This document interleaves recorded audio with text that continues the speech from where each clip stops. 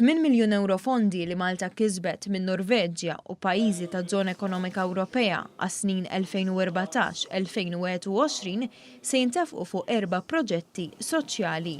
Kważi 2 miljuni u nofs se jintefqu mill-Ministeru tas-Saħħa biex jindirizza tnaqqis tal-inugwaljanzi soċjali fis-settur.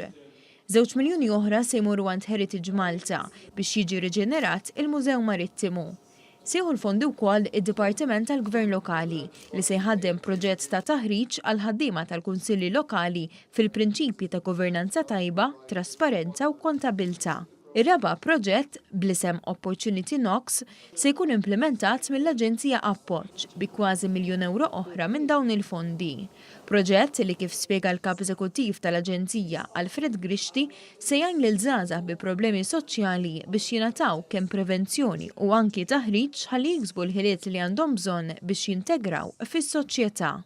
Opportunity Knox huwa li rridu nagħtu opportunità lil żgħażagħ Maltin, ovvjament u għawċin, illi għandhom bagalja ta' problemi minħabba trobbija tagħhom, problemi emozjonali, psikoloġiċi u koll, illi fissru li ma baqgħux fl-iskola, probabilment, anzi, 100% daħlu f'bosta vizzijiet u allura mhumiex qed jipparteċipaw b'mod sħiħ fis-soċjetà.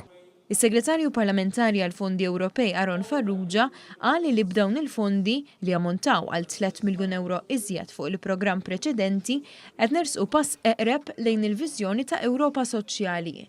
Viżjoni li għandu wkoll il-Gvern Malti u li qed jimplementa b'miżuri u proġetti prattiċi. Min-naħa tagħha l-Ambaxxatriċi Norveġiża għal Malta stqarret li l-programm qed jgħin biex jitkattru u jissaħħu relazzjonijiet bilaterali bejn Malta u n-Norveġġja.